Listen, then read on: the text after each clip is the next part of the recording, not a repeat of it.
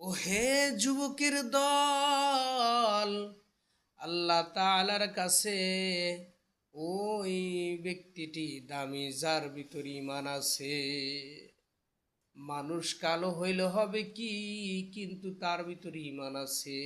আর যে মানুষ সুন্দর কিন্তু তার ভিতরে ঈমান নাই, ওই মানুষটার কোনো মূল্য নাই।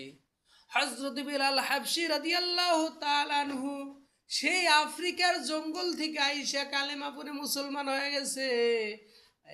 ওই সময় উমাইয়ার বাড়িতে কাজ করতো। এক সময় উমাইয়া বলে, হে বেলাল, তুমি এগুলো কি বলো? কয় যে আমি আহাদ আহাদ বলি। কয় এই আহাদ আহাদ শব্দ আর বলতে পারবো না, তোমার সৃষ্টিকর্তাকে। হজরতে বেলাল বলে যে তোমাকে যিনি সৃষ্টি করেছে সারা কুল কায়নাতকে, আমাকে যিনি সৃষ্টি করেছে তিনিই হলো না আমার আল্লাহ।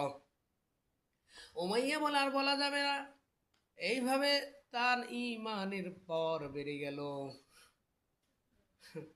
ইমানের পাওয়ার বেড়ে গেল, ইমানটা মজবুত হয়ে গেল। হজরতে এরকমভাবে বেলাল রাদিয়াল্লাহু তাআলা আনহুর ইমানের পাওয়ার কি ছিল? হজরতে বেলাল রাদিয়াল্লাহু তাআলা আনহুকে বলল যে তোমাকে কঠিন থেকে কঠিন শাস্তি দেওয়া হবে। ও ভাই, তাগর ইমান কত মজবুত ছিল, তারা কত কষ্ট করেছে। এরকম সুমাইয়া রাদিয়াল্লাহু তাআলা আনহুকে আবু জেহেল কত কষ্ট দিয়েছে ইমানের জন্য রে ভাই, ইসলামের জন্য কত কষ্ট দিয়েছে। আজকে কি সেই ইতিহাসগুলো তোমরা পড়তে পারো না? আসসালামু আলাইকুম।